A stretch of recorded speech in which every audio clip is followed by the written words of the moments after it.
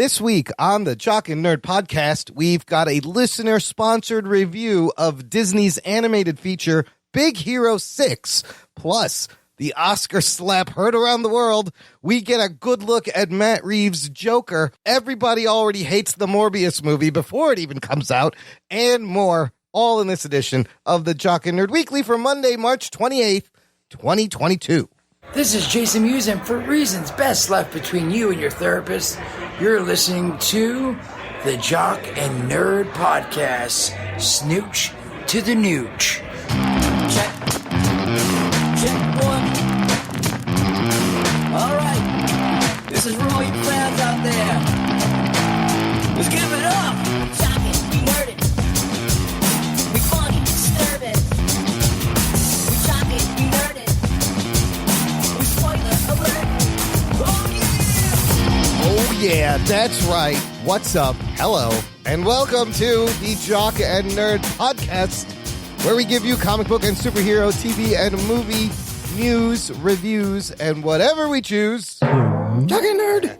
My name is Imran. My name's Anthony. He's the Jock. He's a nerd. We'll peep you next time. We'll peep you this time right now. I'm peeping you now. Damn it. Look out the window. I'm actually peeping you now, listener. Also joining us, recent winner of the Oscar Twitter poll for best fart moment on a movie review podcast. It's Rug Boy. Congratulations, Rugs. Get your name out of my fucking mouth, or out of your fucking mouth. He had a great acceptance Why did I speech. say my mouth? Your name is in your mouth. My name. Wait, my mouth is on your name. Well, look. All right, stop with the mouth. Let's stop with the name in the mouth. Let's just start there. I'm not even going to play our opening stinger. I need to dive right into this and process what happened. Anthony. Yeah. For anyone who did not watch the Oscars or doesn't have a computer or social media or lives under a rock, why don't you explain the big moment from Oscars 2022 last night?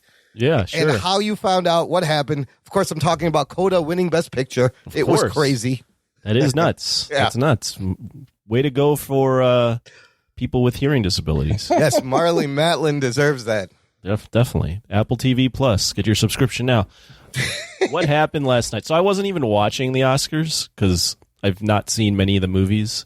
Formerly Mr. Oscar. Anthony. Formerly Mr. Oscar, now just straight up Roadhouse trash. Right, Grillo movies. Yeah.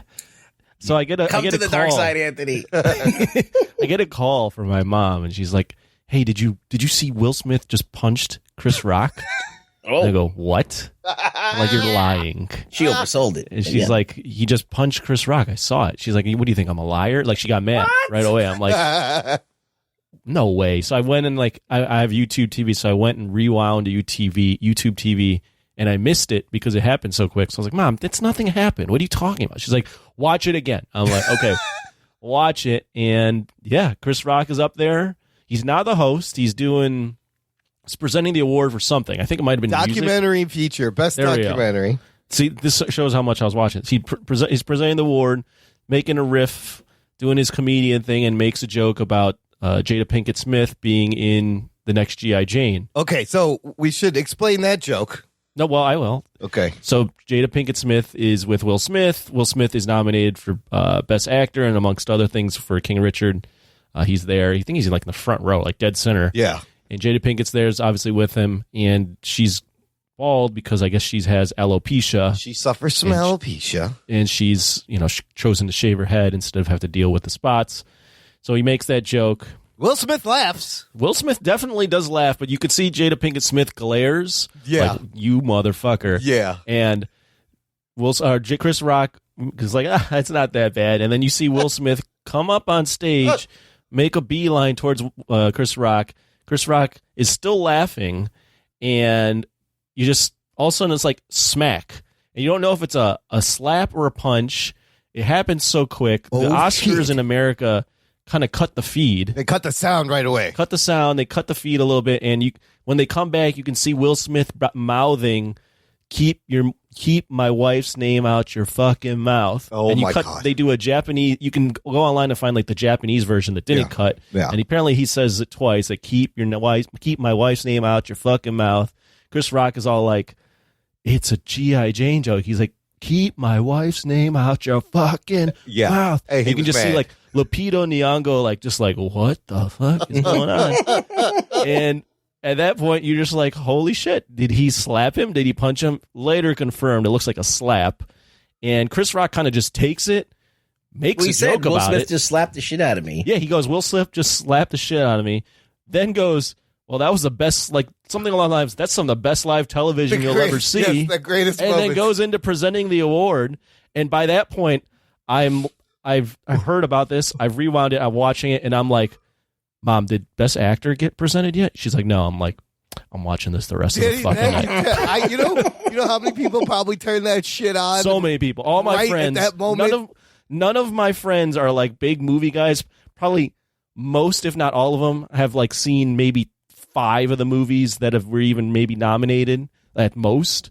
And everyone was watching. I did Everyone the was same like, we got to thing. see this. I turned it right the fuck on, and Jane Campion had just won Best Director. But yes, upon closer inspection, it was an open-handed slap, and it was really fast and like a movie slap. And also, you notice Chris Rock he had his hands behind his back the whole time. He never touched his face He either. never touched his face to rub He never it. acknowledged that it hurt. But you got to imagine that he's up there just stunned, and his head is buzzing a little bit. Well, you can see like if you slow-mo the slap, which I've done, he slaps him. And there's a point where Chris Rock like instinctively reacts to like hit him back, but you could see like his arm like jolt shit. up. Oh but shit! Chris Rock is like, I'm on TV. I Like I can't do can't that. fucking I do love this. Yeah, he maintained his composure. Was Chris Rock professional. took that like a champ. Good. You know what? Good follow through on Will Smith too. He was arm fully extended through the. He turned his whole body. I don't know. I feel like Chris Rock. I mean, he I took feel it like a champ. Shit. I was gonna say I don't know if you should be giving Will Smith is probably, I'd say at least 60 pounds heavier than Chris Rock. Yeah. Chris Rock had no idea that he was gonna get slapped in the face by a gigantic human being in comparison to him. I feel like Will Smith like should have like knocked him on the floor. Well, he seemed to lean back a little bit, and I think if he didn't do that, he would have smacked. He would have been knocked The out. thing is, he was standing there with his hands behind his back. Yeah. And then his head was like leaning forward. He and I was leans like, in when he's walking to him. I was like, he is doesn't this know. staged or is this real? And then I don't know. It was definitely real because okay, that's the first question. Of course, the first thing you think of, was this staged? At first, I was like maybe, but then you see him say, "Keep my wife's name out of your fucking mouth," and he is mad. But he's an actor; he can pull that off. He did just win, and then he goes on to win the fucking Best Actor award. It was just the thing that sold it for me was Chris Rock. Because he was like, didn't know, you could tell he was like trying to figure out what the fuck he was going to say next. Yeah, it's like, And so we're here. You could see the process in his head, like, what do I do? Like, is anybody going to come do anything? Like, yeah, he like looks backstage, he's like, yeah, I'm just going to let him Chris slap me and Rock's shit. not a good actor. Will Smith is. So he could have sold that. Clearly. Yeah, right. Will Smith is auditioning for the role of Ike Turner. I was going to say clearly he's a good actor because he wins Best Actor later wins on that Best night. Actor. Yeah. He has, and in that speech, he's tearing up. You could see he's being very careful in choosing his words. No. I don't think. You don't I think think he was? I think he's being careful, but I think that speech, the way I analyzed that speech was he had a speech in mind because he thought he was going to win. Yeah. About like being a light and like thank you to the family. But he's also live processing the fact that he just undermined all of slapped that. the man on TV. He ruined his whole Oscar. So he ruined his that's his big moment, right? Yes. So he's trying to incorporate that moment in a funny way into his speech, and it's just like he's live processing the entire thing in like on live TV, and it's just like this awkward thing where I'm just sitting there like, oh my god, this is so strange right now. This is the weirdest TV ever. Yeah. That was amazing. I That just was can't believe that, okay, this is his big day. He's been working for this his whole life. He wants the Oscar for Best Actor. And he's going to lose his shit over a joke. Yes, I understand it's a joke that was probably in poor taste or whatever. But, like, that's like kind of like going off the rails. Like, 100%. Like, that's like... Even if like I've been in situations where I've been like really fucking embarrassed by someone, but to get through the next thing, like I didn't do anything because there's other things at bay there. So I don't know. It was just weird that he was unhinged So at that moment. there's a little bit more backstory between the Chris Rock and the Will Smith to put it in context. Now, is this like you're just like conjecture here? No, this is not the first time he's taken shots at Jada Pinkett Smith. Chris Rock in 2016. He just said made they weren't a joke there about her. That's At not really the Oscars. Yes, at the Oscars. Like Well, she no, boycotted. I'll fill it in the details. She boycotted the Oscars because the Oscars were Oscars so too white. Yeah. Hashtag too white. Oscars Chris too Rock made a funny ass joke. It where was it a was good like, joke. where he was like, basically, that you boycotting the Oscars is like me boycotting Rihanna's panties. Yes. He's like, I wasn't invited. That's a great fucking You weren't invited, so it doesn't really matter. Yeah. But also think about like Will and Jada's relationship this past few years, what they've it's been so going strange. through and how public it's been. It's very weird. Here's my take. They both fucked up and it was a heat of the moment. And maybe Chris Rock, because Chris Rock has done a documentary about black hair. I think it's called Black Hair. No, Good Hair. It's called Good Hair. He should have known better. But then Will Smith also shouldn't have let his emotions get him and walked up on live But like TV he didn't really inspection. call her anything derogatory. He compared it to another woman who was also Who was hot and bald. in a movie. Yes, yeah. No, Yeah. Like, the if he would have joke- said like you look like a Dora Milaje, is that an insult? the joke was kind of harmless, but I think it was all these things from between Will and Jada, and he's got to defend his woman. Now, I don't know. Imran, before we even turned the show on, we were bullshitting. You were probably subject to about 30 bald jokes. Yeah, but look, and vitiligo jokes. Like I'll take vitiligo joke my whole life. I got But vitiligo I'm just saying, jokes. I was like, born- if it was a man sitting there and they made a bald joke, no one would even bat an or eyelash. if it was like a white man who said the joke instead of Chris Rock, I don't know. Like That would've been they bad. literally cut to but she J.K. has Simmons. Wait. alopecia. Imran, I'm not going to let you leave on that comment. If a white man said that joke, what are you trying I'm to saying apply there? if Jimmy Fallon said the joke, would Will Smith have gone up and smacked the shit out of him? I don't think know. Jimmy Fallon would have been canceled. Yeah, Yes, Would you- probably. it would have been worse. yeah, definitely. Meantime, Chris Rock's on a tour, and his ticket sales went up yesterday. Well, here's my read on it. I don't think there's. I look at social media. I don't think there's very much debate on who's the big loser. Like Will Smith is the biggest loser out of this. Like Chris Rock, yeah, it's a joke in poor taste, but Punching down a little, that whole a thing. little bit. But it's something that I've seen before. It's comedy, right? Like Yeah. he's a comedian. Right. He's on stage and He's he's known doing for a this, bit. that Yeah, he- this is a kind He of a goes thing. after people.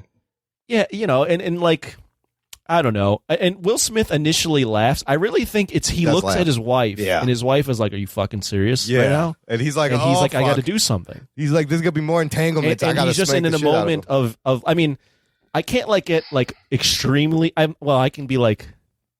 I can understand like a one like 10-second moment of anger, Yeah. like you've kind of fallen Yeah. off the rails a little bit, like that happens to all of us. Yeah. It's just like, man, you gotta.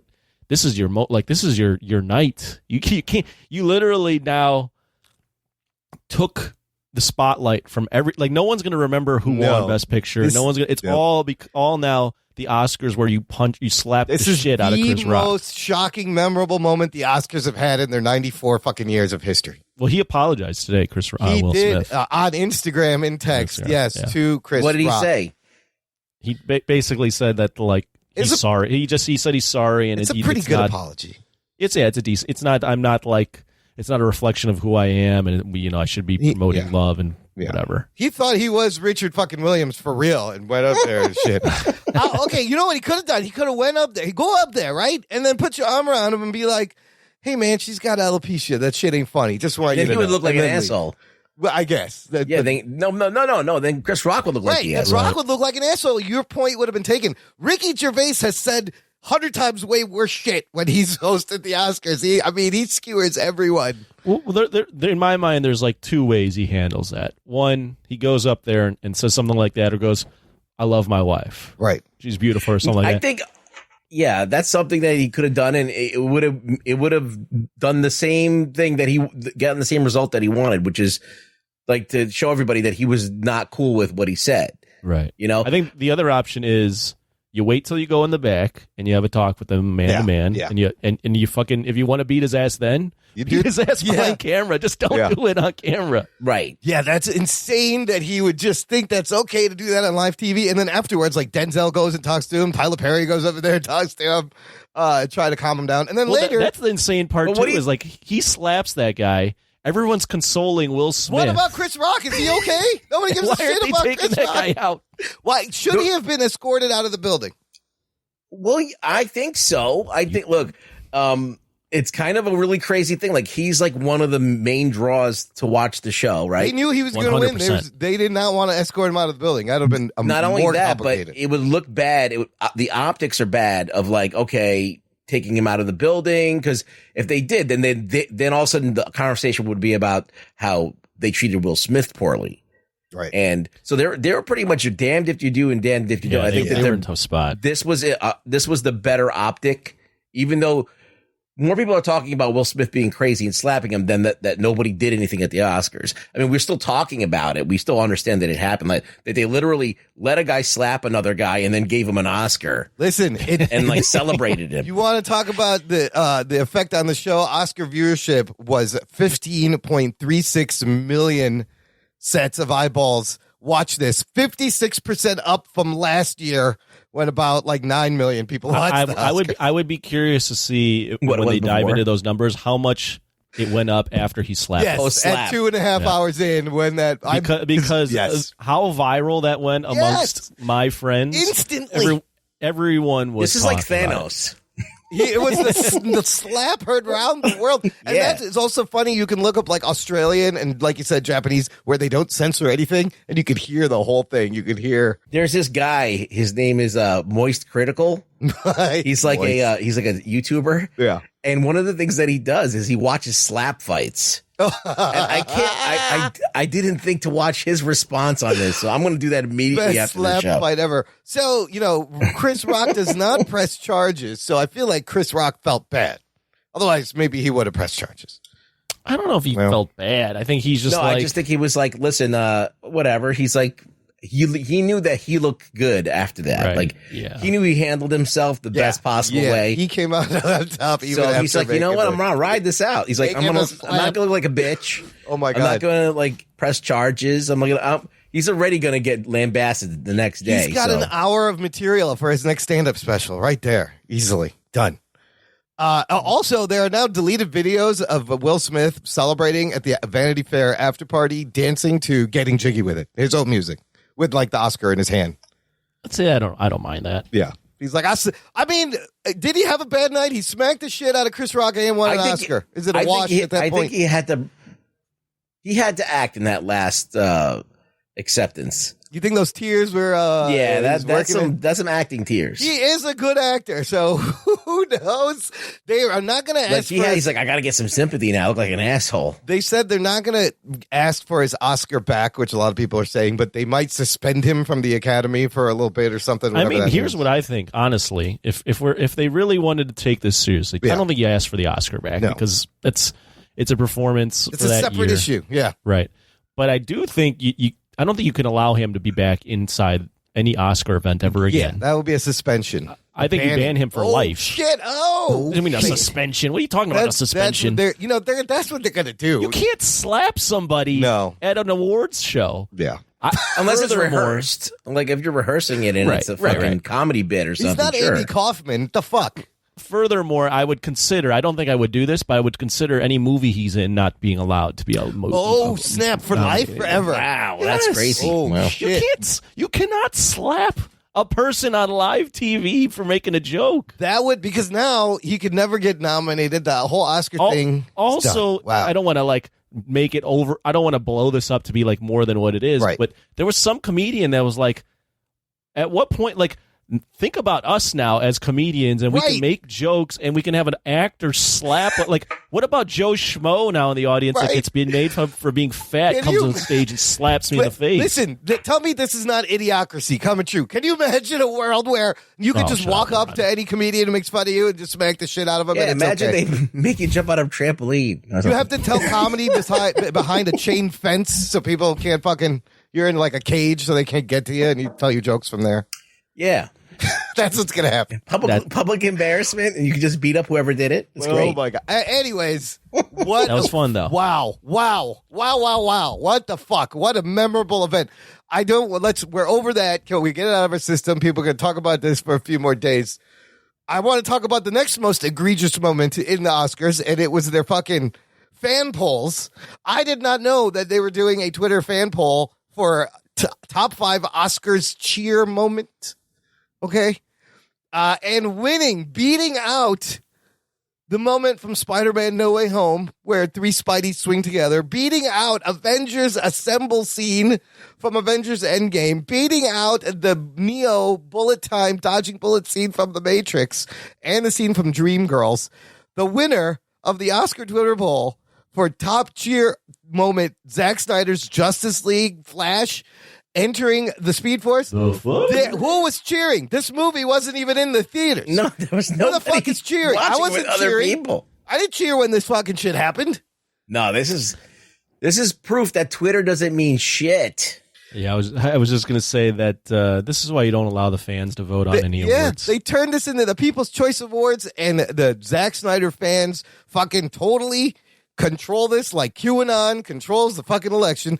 Also, the second one. That is a funny point in run. I'm going to reiterate it is that the movie wasn't released in theaters. So what who are you knew that cheering? anyone was cheering? Yes, how do you know if people were cheering? The fuck That's is awesome. That's an embarrassment on the Oscars part. And then with the first, then they told us they're going to do the Oscars fan favorite award hashtag, and Didn't they fuck up from the get-go by putting a movie in that wasn't in theaters? Yes, they did. And I thought this would be a perfect place for Spider-Man No Way Home to win. Clearly, I didn't vote enough on the Twitter poll. So this one, again, Snyder fans coming out large, beating Spider-Man No Way Home and Cinderella, that was actually winning for a while, and Tick, Tick, Boom.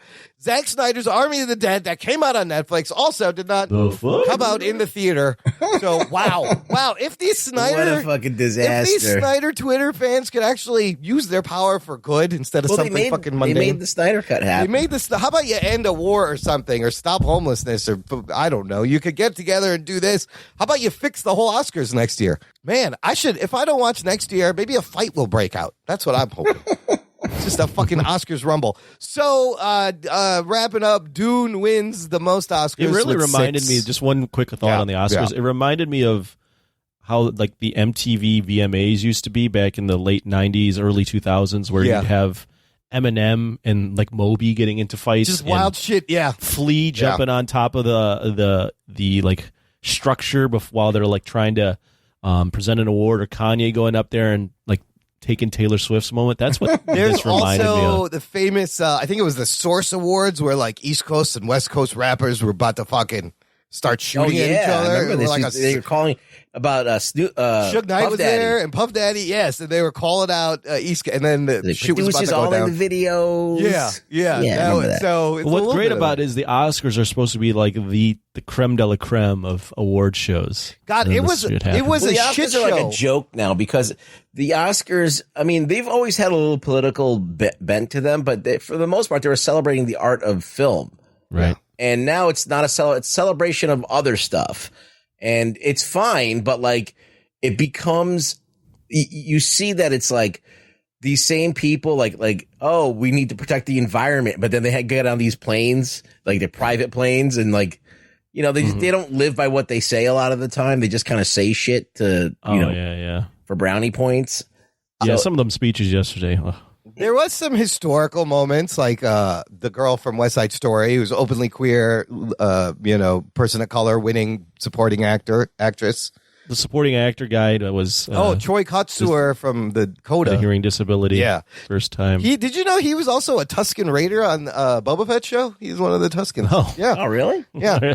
How would we know that? No, we wouldn't know that at all because you never saw their faces. You got a deaf guy with a mask on. And then back-to-back female Best Director winners, Jane Campion following Chloe Zhao. Well, they also did a cool. It was so weird though. They did a cool thing where they brought back Pulp Fiction. I saw that. Yes, Yeah. the actors from Pulp Fiction. Travolta, And and Uma Godfather. Thurman. They had fucking they did an honor for The Godfather. But that was all post Will Smith. Yes. So all I was thinking about is, When's Will Smith going to get back What on is stage? he going to say anything? But before it even began, they were getting a lot of shit about cutting out like the cut out craft awards. awards, a lot of awards that were given before. So they did that, and instead they give us Amy Schumer in a fucking Spider-Man outfit hanging from the ceiling. Like these bits that some of them weren't funny. And even when Will Smith was giving his Best Actor speech, did you watch that live? They put his logo up, and like they were trying to cut to the Williams sisters, but the light wasn't on, and then they just had the Oscars logo while he's talking. The production, the directing was a little bit of a shit show. I think everyone got frazzled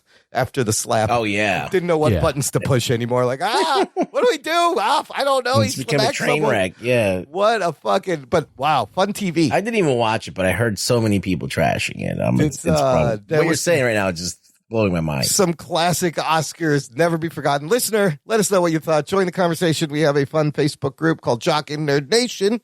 There is a link in the show notes. Jock and Nerd. It is closed, exclusive for you to geek out in with all the other listeners and us. Lots of fun. Join it now. We can show your comments. We'll share them later in the show. All right, let's move on. Okay, enough. We're done with that. Whew, I had to get that out. This is one of the things that I'm glad I have a podcast when shit like this happens. Let me tell you, I'm like, I know what we're going to be talking about. Now I got it out. Let's move on to this other crazy thing. Matt Reeves releasing a 5-minute deleted scene from The Batman, the one we heard about, where Pattinson goes to visit the Joker in Arkham Asylum during his investigation to stop the Riddler. And you get a pretty good look at Barry Keoghan as the Joker. I have a lot of mixed thoughts about this. Anthony, let's start with you. What did you think about the scene? Was it necessary? And what do you think about this Joker? I thought it was okay. The look, first off, is the look, right? So he's got... He is burned up to shit or something. No, Matt Reeves, when described that he's had this physical condition Oh, right. since a kid that's basically given him a permanent smile. And his whole worldview is that life played a joke on me by making me look like this. So he's got... It's not scars that he's been given by like himself. It's like physically something is wrong with him. As far as the scene, I mean, I'm glad it's not in the movie because it just would have completely derailed Not what already was a 3-hour movie. Did not need to be in the movie. As far as the performance, it's better than Leto. Well, anything's better than worst Joker, Jared Leto. I think I'm still not completely sold on bringing back the Joker. It's nothing against Barry Keoghan or whatever, however you say his name. Mm-hmm. I think the interpretation is fine. I'm just not all that excited about seeing the Joker again this soon. Okay. I liked kind of how the scene was shot where he's out of focus for a long time and then slowly you get parts of him in his focus. His fucking mouth and teeth are disgusting. It reminds me a lot of like Brian Azzarello, Lee Bermejo version of the Joker, the way he paints him, you know? And the laugh isn't bad. I can see people saying, you know, it's kind of like a Heath Ledger impression, but Heath Ledger's doing Joker, like he's doing Joker. He sets it apart from the Joaquin Phoenix Joker. The scars and the prosthetic makeup was creepy. His knuckles are all bloody. His hair's all fucked up. It was fine. The scene should have been cut out, and I'm happy with just the little tease we got instead of this. But I don't know, Ruggs. What do you think about this Joker? I don't know. I'm not quite into it. I see where it was going. First of all, the movie itself was so aping Seven. Right. And then this scene is so aping Silence of the Lambs. Yeah, it's very Hannibal Lecter. And when she I was visits just like, him, that's kind of like super derivative. And I was like, expected more from Matt Reeves. I don't know. That without the Joker prosthetics and the performance, just the concept of the scene. I didn't like. Then on top of that, I'm not sure I like the performance. Okay.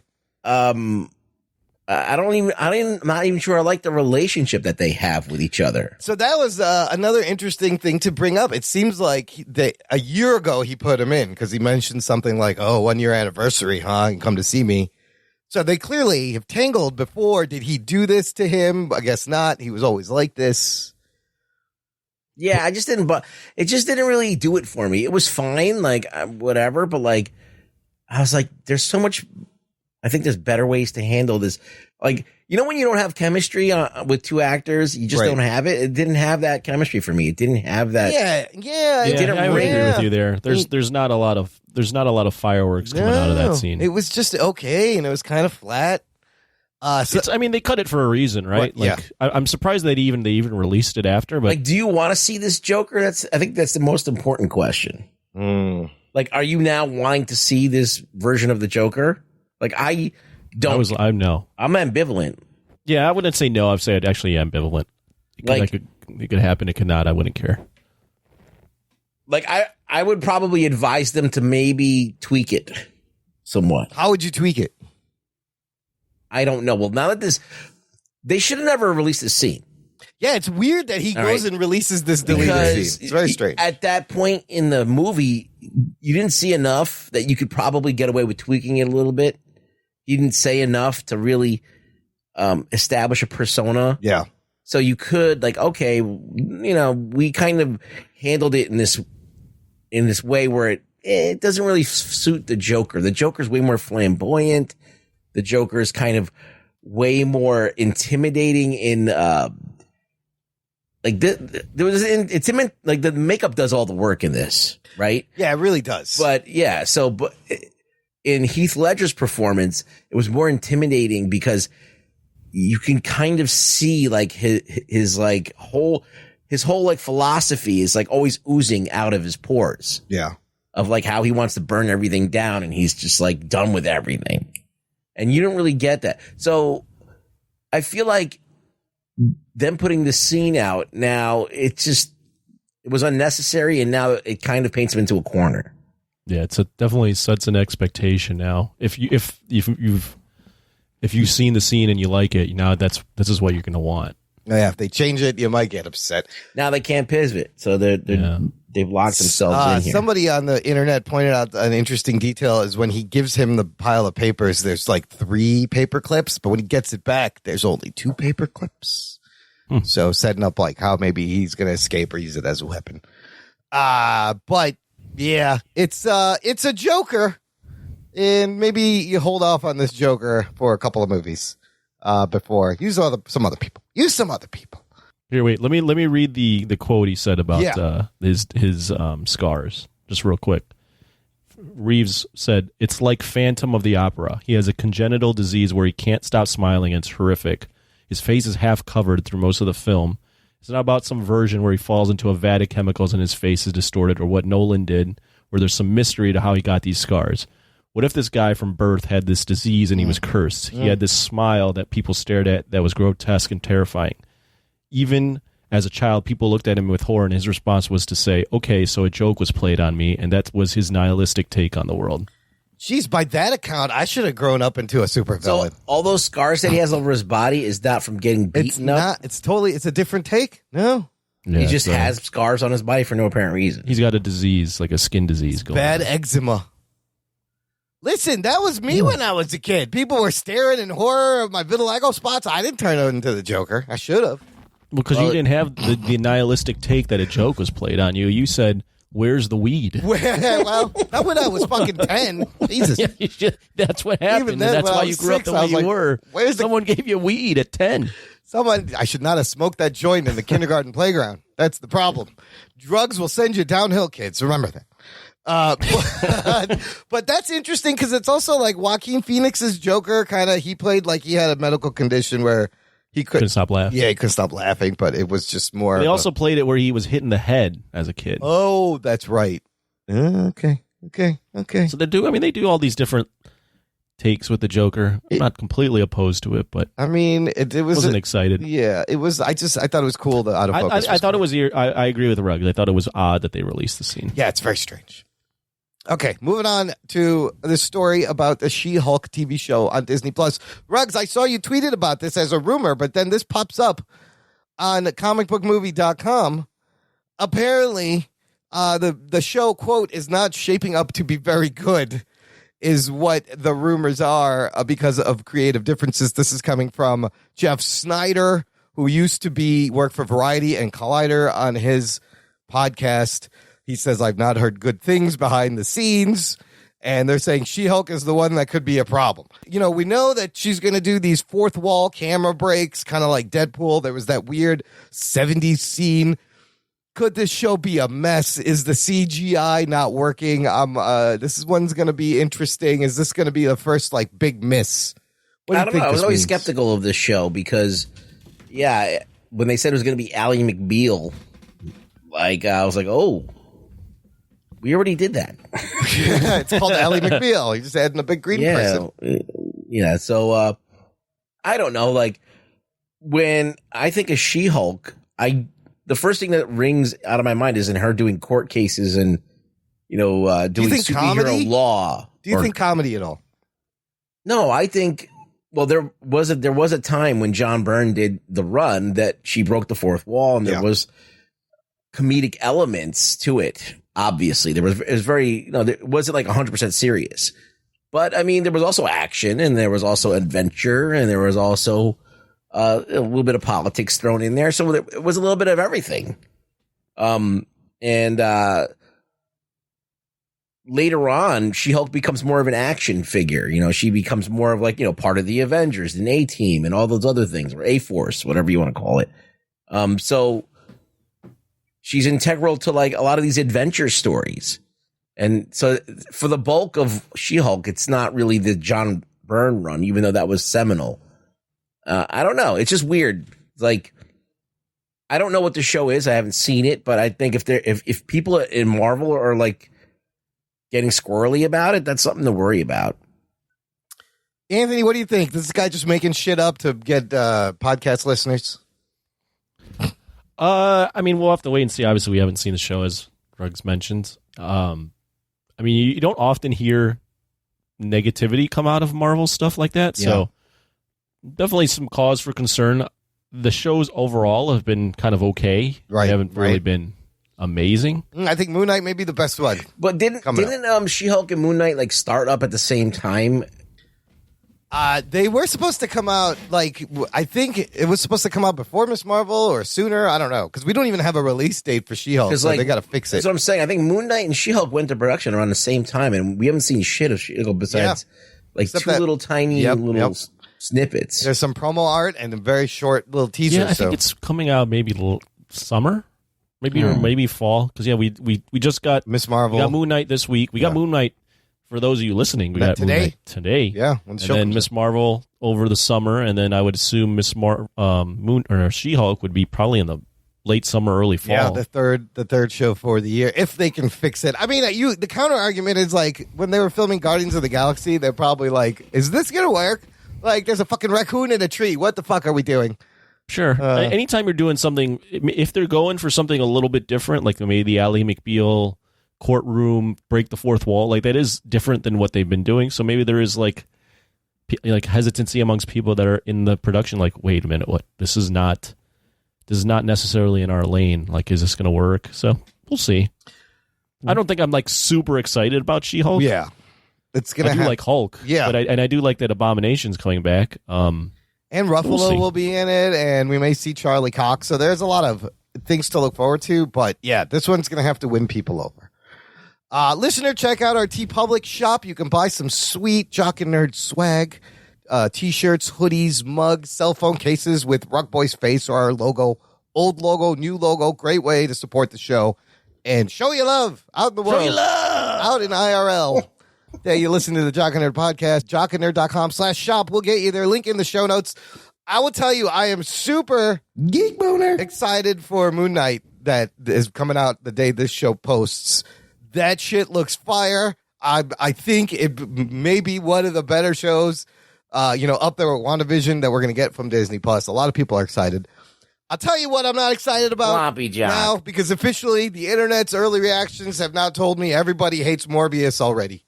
The movie hasn't even come out yet. More so than they hate Chris? Well, I don't know. Everybody hates Chris, especially Will Smith hates Chris. I don't know whose side, Team Chris, Team Smith. What side are you on, listener? Let us know. But first reactions have continued to say one thing, worst post-credit scene ever, and the plot is a mess, and it's worse than Venom. And now I'm like, Usually I'm in the bag for train wrecks, but like, man, I don't know. This might be like a chore to go see this fucking movie. It is. We're reviewing it next week, right? We'll be reviewing Moon Knight and Morbius next week. So I've already bought my ticket and I got my seat. Did you need to do that? No, I bet didn't. it was completely wide open. Yeah, it was. It was all like blue. It comes out this Friday, right? Yes. I'm going to see it Thursday night. Thursday, actually. Thursday, yes. Friday, usually Fridays, but they always do the Thursday thing now. Thursday at 6 p.m. the movie out. They still, despite these negative early reviews, they expect the movie to open with $50 million next weekend. So we'll see. I mean, this movie's been delayed 25 times. Yes, 7 times. Oh, well, there you go. And also, something weird, you talk about spoilers. The director, I haven't read these, but I have this article if you want to look at it, Anthony. The director apparently has gone on record and spoiled the post-credit scenes. There was something, I didn't read it, but he's apparently has told people what it is, which is also a really weird thing to do before a movie comes out. I feel like Matt Reeves spoiled some shit too before the Batman came out. Like, I don't know if spoilers are a thing anymore. Like, they just don't care, even if you're the director of the movie. Like, I think they just don't. It's not that they don't care; it's just they can't fight it. Well, yeah, you can't fight it. Well, like, is it spoilers if you're just talking about shit that you know it's in the movie anyway because it's Batman and this is what happens in a Batman movie? Right. So, not really. It's like there's Jedis in this one. Oh shit! Spoilers. No, that's a spoiler. Oh. Why'd you tell me that? So, level of enthusiasm, you guys going? What do you think the Morbius? I don't know. I wouldn't see this movie in theaters if we weren't reviewing it. Sure. The fact that it's worse than the Venom movies has me very concerned because at least those are kind of fun and silly and stupid. It's going to be something I wish I watched at home, but whatever. I don't know. I don't know if it's going to be the worst movie you've ever seen. I don't think it could be if it's like Venom is so batshit crazy and like, oh my, I was like eye rolling a lot during that second Venom movie. I don't know if I'm going to be doing that. I'd just probably be more bored or ambivalent. See, I want it to be at least bad, funny, like something we can have fun talking about. And I want to see unintentionally. Yes. I think it's just going to be like anticlimactic. Yes, it's going to be a wet fart. Yeah. I do want to see which Spider-Man, how they're handling, because he said on Twitter, like, you'll find out about Spider-Man or something very soon. I'm like, okay, how you going to fuck this up? They're going to fuck this up. It's Sony. So, yay, join us next week for that glowing I don't think review. there's just much to fuck up either. I don't think there's just... Well, that's surprising. No one was really asking for this movie, and it's now being made, and... But then at least make it well. They didn't even do that. They barely put anything behind it. Jared Leto just can't catch a break. He plays the worst Joker, and now apparently he's playing the worst Marvel character ever. Just can't fucking... He needs to put on a fat suit like in Gucci to get any kind of praise. Poor guy. I feel bad for him. I think he'll be all right. I think he'll be fine. I think him and his millions of dollars should be fine. All right. And his $50 million or 50-year-old ab body. Yeah, him looking like he made a deal with the devil. Yeah, he may be a real vampire. How do you look like that at 50? Jesus. Anyways, let's take a quick break here, play some promos, and we got another Patreon-sponsored, listener-sponsored review of a Disney movie right after this. After these messages, we'll be right back. Was A Quiet Place inspired by Signs It Comes at Night and War for the Planet of the Apes? Was Ready Player One influenced by Avatar, Wreck-It Ralph, and The Last Starfighter? Is The Hurricane Heist more influenced by Sharknado or Geostorm? These are the kinds of questions my guest co-hosts and I discuss on my podcast, Piecing It Together. Every week we look at a new movie and try to figure out what other movies inspired it. Whether it's the story, the character development, tone, or even use of music. Every movie was influenced by something that came before it, and we want to figure out what. Check out Piecing It Together on your favorite podcast app or check us out on piecingpod.com. You can also follow us on social media at piecingpod. Piecing It Together is a part of the All Points West podcast network. Do you like superheroes? Do you like movies, television shows, and comic books? Do you like listening to a guy rant about these things for hours on end? Well, then you're in luck, because you need to check out Podcapers, the official podcast of A Place to Hang Your Cape. Featuring me, Scott James Meridew, we'll be talking about a variety of geek and nerdy issues, joined each week by a rotating panel of guests that will try to contain me. Joke's on them, I cannot be contained. So please join us on Podcapers, the official podcast of A Place to Hang Your Cape, where superheroes go to relax, but I never do. Cue the music!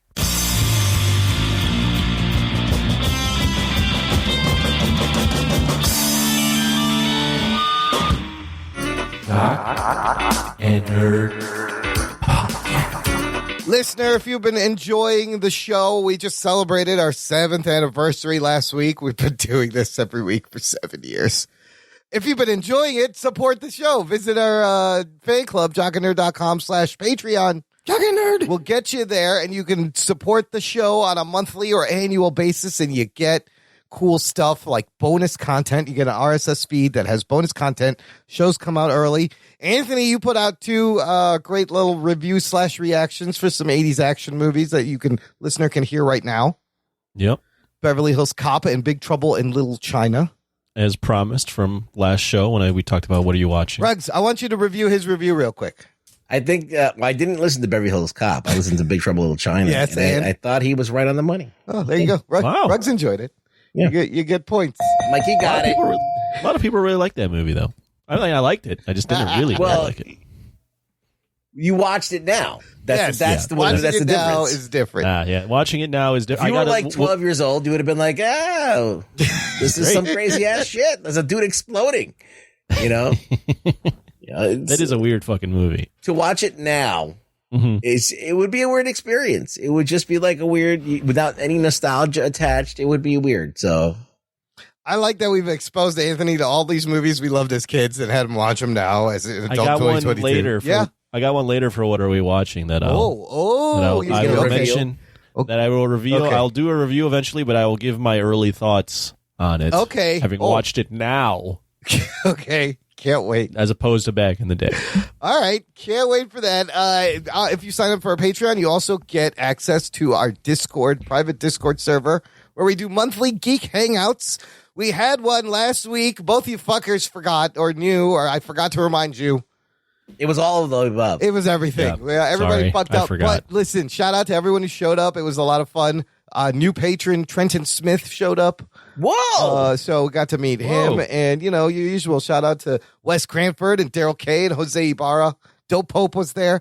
Oh my God! Fun conversation. The next one, if you want in on that, the next one is Thursday, April 21st, 8 I guess I p.m. should put this in my calendar. Put it in your calendar every week. I'll try to be better about reminding you as it gets closer. I was just asleep. Well, I could have totally come, Imran, if you Rugs would have is just old. I know. woke me up. Well, Yeah, how am I supposed to wake you up from here? it's called the phone. Well, I guess I could have done that. I forget that the phones can call too sometimes. And another thing you get to enjoy is a tier called the You Pick It tier, where you can force us to watch and review any movie, and we will watch it and review it either on the Patreon feed or on the main feed. We're going to fulfill another one of those orders right now, right here. But sign up, jockandnerd.com/Patreon if you want your movie reviewed. This week's movie review sponsored by listener, Patreon supporter Matthew Lawrence. Whoa. Obligatory. That Matthew Lawrence, yes. His hair is still amazing. This is his second pick. We've already done for him The Greatest Showman, which you can listen to when you sign up for Patreon. It's on the Patreon feed. His second pick is the Disney animated feature Big Hero 6 from 2014. Here's your spoiler alerts. Strap yourselves in, you fucks. Spoiler time. This is kind of a movie that flew under the radar. That Anthony, did you even know this movie existed? I did. Oh, I knew it existed. okay. I just never watched it. Okay, it's loosely based on an obscure movie based on an obscure Marvel comic series called Big Hero 6, created by those fellas, Man of Action. Remember those guys? Yeah, Man of Action is that like a pseudonym for like a bunch of guys that write stuff? It's 2 guys, Stephen T. Siegel and Duncan Rolio, go by the name Man of Action. And you may remember they were involved, did a lot of animation. Ultimate Spider-Man, they were responsible for that. Gross. Yes, they're also responsible for the show that replaced Avengers Earth Mightiest Heroes, which was awesome, with Avengers Assembled, which was hated not that as show. good. Yes. Yeah. So they are responsible for that era of Marvel animation and some comics. Their first appearance of Big Hero 6, Sunfire, and Big Hero 6 #1 in 1998. And interesting to note, this is the first Disney animated film to feature Marvel Comics characters, as Disney had bought Marvel a few years earlier in 2009, and they were looking around to make a movie, and they dug this out of somewhere. And first Marvel characters in a Disney movie also goes on to win Best Animated Feature Oscar. Speaking of the Oscars, in 2014. There you go. So it is an Oscar-winning movie on Rotten Tomatoes. I believe this thing is at 90%. The reason I'm not sure 100% is that Rotten Tomatoes is undergoing maintenance and it's not showing scores at the moment. But in the Google cache search results, if you look it up, 90% on Rotten Tomatoes. The movie was made for an estimated budget of $165 million. It opens to $56 million domestically, but finishes worldwide $657 million. Oh, wowzers. This is a pretty good return. I would consider that a box office success and a commercial success, as I think the critics also liked it. This movie stars it's directed by Don Hall, Chris Williams, starring the voice talents of Ryan Potter as Hero, the main character, Scott Adsit as Baymax. You may know him from Parks and Rec, real funny guy. Ooh. You also got Jamie Chung in there, TJ Miller from Silicon Valley, Damon Wayans Jr., Daniel Henney, Genesis Rodriguez, James Cromwell from Babe. That'll do, pig. And Alan Tudyk, Maya Rudolph, both great, hilarious people. Alan Tudyk's great at voices, does lots of voices. Who is he playing? Alan Tudyk is playing Alistair Cray, the guy who, the other scientist guy, not Callahan, right? James Cromwell. Who's Maya Rudolph, the aunt? Maya Rudolph is cast the aunt. Yes, her aunt, his aunt that they stay with. Who would have thought on Jock and Nerd we were talking about Maya Rudolph 2 weeks Yes, in a row? Idiocracy, and now she's in this movie again. I personally have met Scott Adsit. Oh, you have? What's he like? Nice guy? Yeah. He loves comics and the League of Extraordinary Gentlemen. Oh, yeah. No, he's really funny. He looks like a homeless dude, but he's really funny. And then you have Tadashi. So Tadashi and Hero, your main characters, Ryan Potter, Daniel Henney. Anthony, what happens in Big Hero 6? Big Hero 6 is about this teenager in an amalgamation of San Francisco and Tokyo. Yeah, San Francisco. How do you say it? San Francisco. San Francisco, yeah. San Francisco. Who is super into robotics, genius kid, has a brother that's also a genius. Brother wants to get him away from the streets and into school. Convinces the kid to get into school. Tragedy happens to the kid while he's about to get into school, and he's left without a brother. But he is left with his brother's invention, which is this Baymax robot that is meant to help people and cure people, and they have an adventure. And there's a little bit of a mystery behind why his brother died, and it's not as accidental as it seems. And Baymax and the kid Hero help figure that out, or go and figure that out. They form kind of a superhero team by the end of it and go through a superhero journey. Well, that's unclear to me. Yeah, the accident. It is. I was also a little unclear. I read a review, or I read something where Callahan staged the accident so he could steal. If we're just jumping into it, he could steal the microbots, but he didn't realize that Tadahashi would just run in to save him.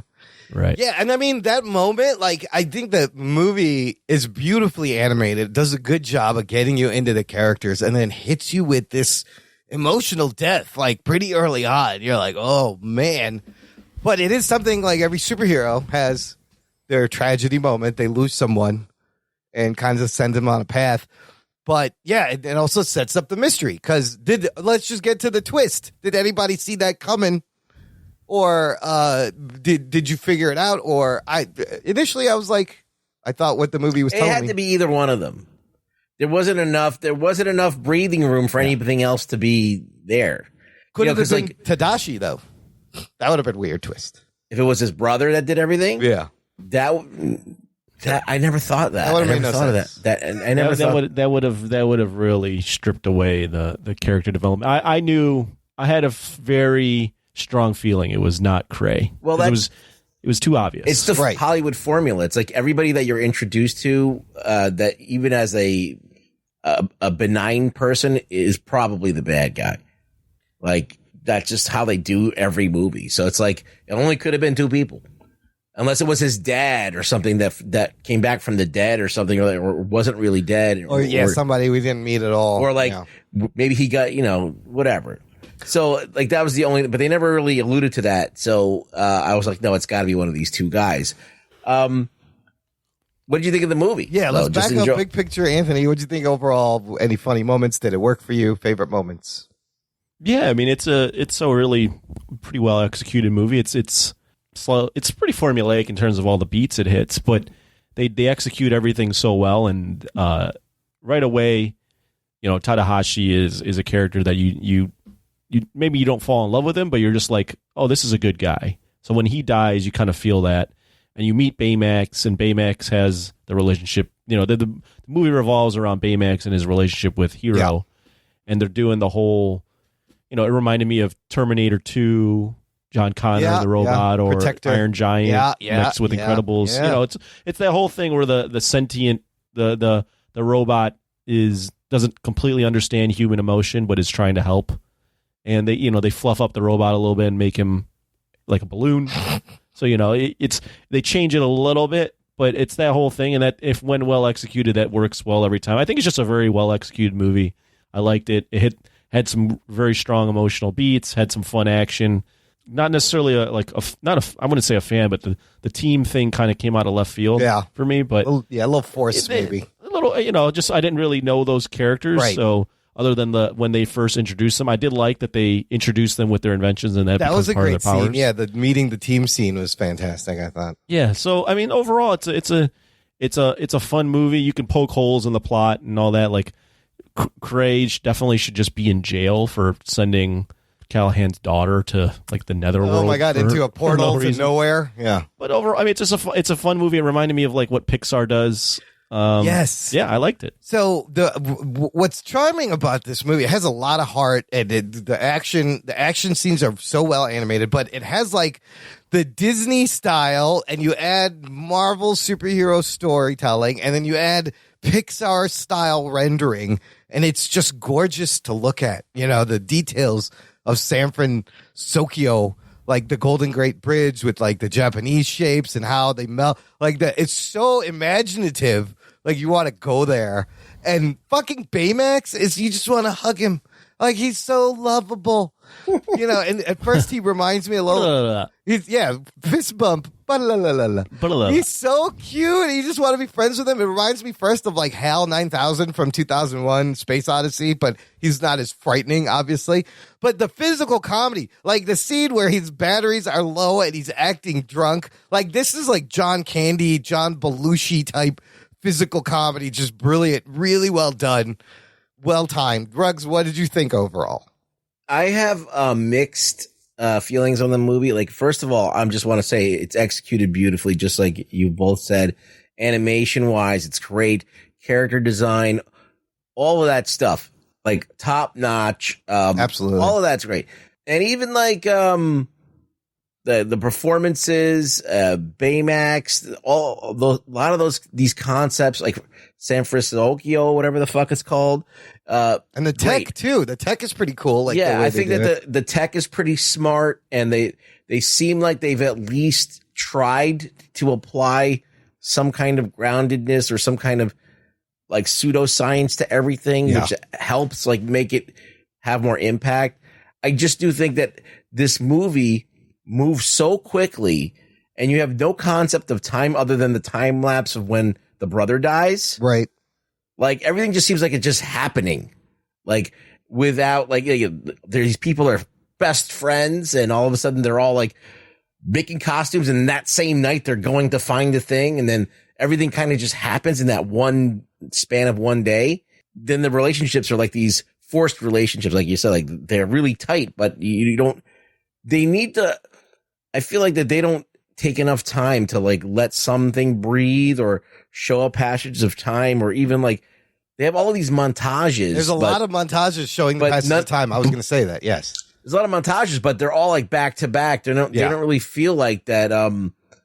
Weeks and like they're always just showing him making the costumes. They're like they should have intercut some more other stuff in there to kind of make it feel better, make it feel like more realistic, or make it feel like you're believing this relationship a little bit more. But when all things are said and done, it still did what it needed to do, right? You needed to get from A to B. So it works. It's just, I feel like I have no idea what San Francisco is, or I have no idea how we get there.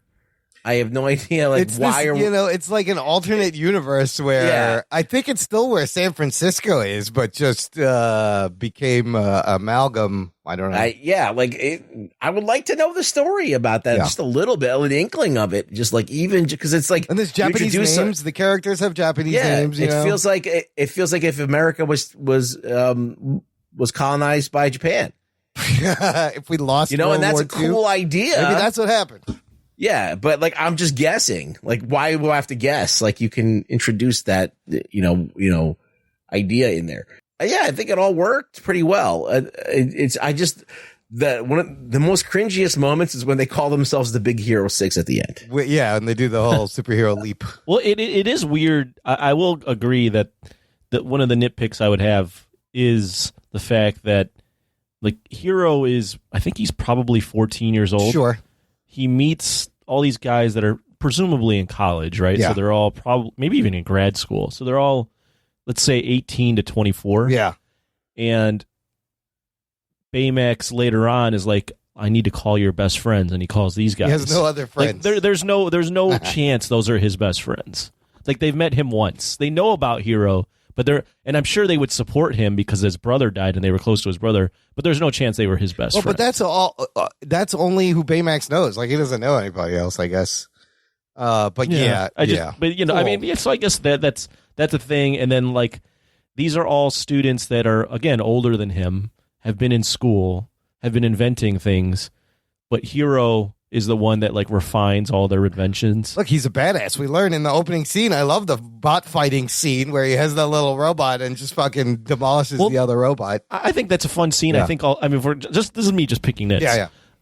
I think we do establish that he's very much a genius, but we also establish within that first, when he goes to school, that there's things he just doesn't know. Yeah. And he's like, oh, I have to go here. Like, there's more to life than just fighting robots. Like, I have to go to school. Yeah. So, like, it's clear that there's people that are smarter than him that are going to that school. So then for him to later to be refining all their inventions and being the one to, like, make it into superpowers. Right. I don't know. That feels like a little off. It would be cool if they were working together more.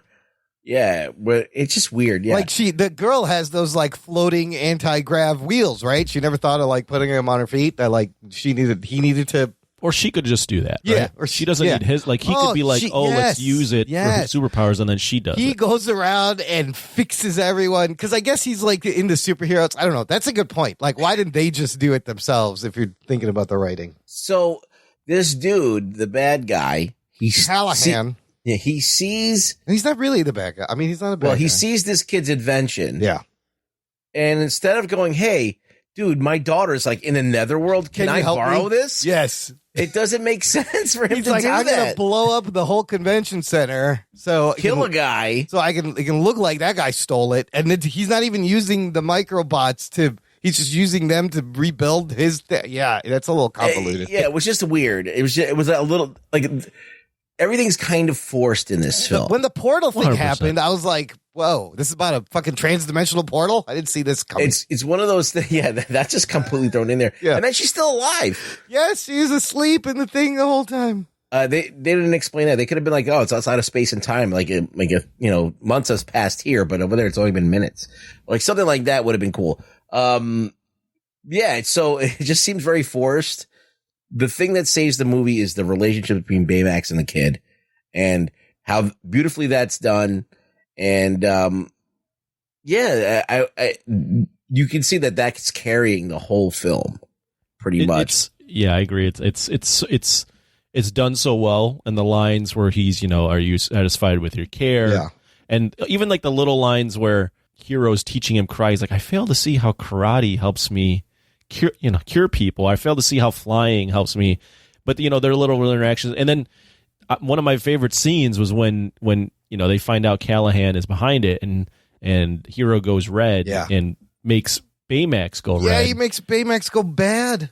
And everyone's trying to stop Baymax, and you're just like, oh, like, you want to see him kill the bad, like you want to see him get his revenge, but you're like, oh, not like this. Yeah. And I always like those scenes where they frame it where the bad guy's going to get his comeuppance, but then you're like, I don't want him to get it like that. Yeah, yeah, they do a good job of like they do a good job of making you go, oh, this isn't what Baymax is used for. Like he's this. Don't taint Baymax by doing this. You feel dirty immediately when you see Baymax go all murder. You're like, no, this is not Baymax. You can't. And Tadashi's just lost it and is seeing red. Not Tadashi, Hero. I mean, Hero, yeah. But I did love the Baymax flying scenes, and like his suit is pretty dope, and the upgrades, and the fact that he learns karate was great. Well, they gave him that great death scene, and then the sacrifice in the portal is great. Well, that's Iron Giant, like all it's over. Very yes. They do but then they do the like the Tadashi is here, and you get the like the emotional clip of Tadashi. Yeah. Tadashi is here. And you get the that's the point where Hero realizes like his inventions shouldn't be for destruction, because in the beginning, his invention is that robot for destruction, and he's using Baymax for kind of like revenge, but he realizes from his brother, like his brother just kept going at it to make this robot to help people. Yeah. And that's what Hero is like now kind of taking on that mantle from his brother. He's like taking on that philosophy of, oh, my inventions can do better than just destroy. So it all works really well. Yeah. Like a lot of those emotional beats, they've stolen those from other things, but like those are timed honored things where if you execute those well, you make a good movie, and people are gonna be like, oh, I'm emotionally invested. It's a great formula. They used it really well. Yes. In spite of some missteps and a little bit of forced relationships and forced time passage, I think it works really well. It's fun to watch. It's a breeze. It's not like that long. It does what it needs to do. And do you want to see another one of these? Would you want to watch a sequel? Or do you think they've done enough? Well, they've apparently done a show that none of us have watched, but that's been around for 4 years? Yeah, there's like 3 seasons, 4 seasons, just ended like a year or two ago. It picks up right after the movie, and from some of the reviews and comments I've read, it's better than the movie. Like it enhances it because there's time, but I think it's 2D animated. It's like flat 2D, right? It's not going to be. Oh, really? I think maybe I'm wrong, but Baymax is also getting a new show in 2022, which will be a 3D rendered Baymax show on Disney Plus, and it's a great way to keep him alive. How he slips him the Tadashi's chip, and he finds it later and just makes another one. Of course, he would make another one. I love him taping up his air holes. I thought that was like one of the funniest scenes in the cop there. It was just like... You are right, by the way. The Big Hero 6 animated show looks like it's 2D. It's a 2D show. The one that was on Disney Plus for 4 years. Yeah, Disney XD or Disney Channel before. Disney XD, right. Yes. Before. So it was popular enough for them to make a TV series and each season, there's like 3 or 4 seasons, there's 25 episodes each season. There's a lot more. 25. Oh, wow. Yeah, there's a lot more fucking Big Hero 6. I mean, I was almost tempted by the end to be like, I want to kind of see where this is going, but then I just didn't want to commit to another TV show. It's a lot of episodes, too. Like, I might check out... 3 seasons, 56 episodes. Yeah, that's a lot. I might check out the first couple episodes. It may hook me in, but I did enjoy, like, you're right, the relationship between Hero and Baymax. You want to see more of that. I did love Fred, TJ Miller's Fred. I thought was hilarious because he was like Shaggy. Yeah, what's the deal with his? You said there was a deleted, not deleted. There's a post-credit scene where, we learned how Fred. I never saw that. So what happens is, the reveal in the movie how Fred comes from money and he takes him to their mansion. He's talking to the portrait of his father, and the portrait is a painting of it's Stan Lee. His father looks like Stan Lee. Yeah, it is Stan Lee. Yeah, right, of course. It's Stan Lee. So he touches the painting, and this door slides open, and there's a secret compartment with like superhero costumes and console, kind of like from Peacemaker. And then behind him, his father comes. Stan Lee voices his father, and he's like, "We have a lot to talk about," and that was the post-credit scene. Wow. You're talking about wearing the underwear forward or something. Right. He has the underwear and he's like holding it up. But yeah, there is a little post-credit scene with Fred. Fred was funny. Yeah. I just remember that when they walk past the painting, like, that's Stan Lee. Yeah. Yes. It was clearly Stan Lee in the thing. Did you know that to create this San Francisco, they had to digitally build an entire city? So they first bought assessor data for the city and county of San Francisco, right? The final city, they rendered 83 1,000 buildings, 100,000 vehicles. They used one software program to create 700 distinctive characters to populate the city. They used another software program to create 250,000 trees just for the trees. And then they had to invent a software that offered new lighting techniques so you could have illumination through Baymax, kind of translucent light shining through him. But nothing like that existed, and they had to fucking invent a thing. But it pays off. It fucking looks beautiful. Like, it's so beautiful to watch and look at. Yeah, it's very cool. Very cool film. I'm curious why I'm with Ruggs. I'm curious why they chose the San Francisco kind of vibe. Like, what did they? I think if you just throw it in Tokyo, like it accomplishes the same thing. I guess they didn't want to have it. It'd be hard to explain like a black guy there. But What? At first, I was just like, "This is like." I thought this was just all in Tokyo. I just. Yeah, at first you think it's Japan until they start Right. saying San Francisco.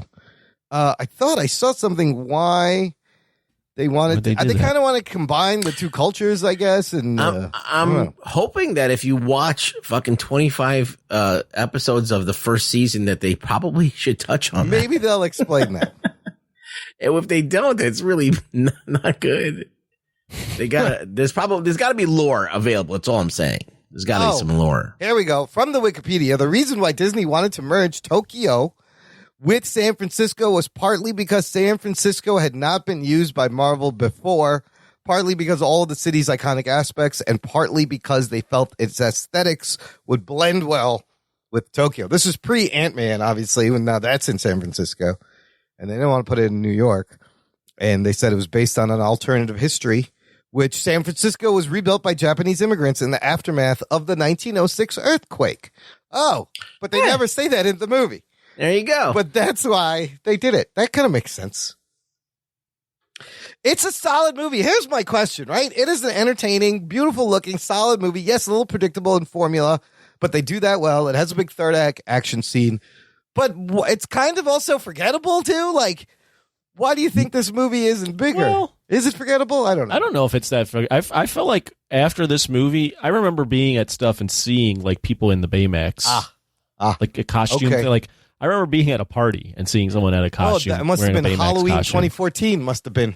Yeah, like I don't think this is necessarily. And there's a TV show. They're still doing the Baymax stuff. Like I don't know if it's like super prevalent around like everybody at all times, but It's I think it's had a pretty decent run. I guess I just don't remember 2014 it being a big thing. Baymax is the only thing that really stands out. Yeah. Everything Baymax, else yeah. is kind of very generic. Like, Honey, whatever her name is, and the girl with the things.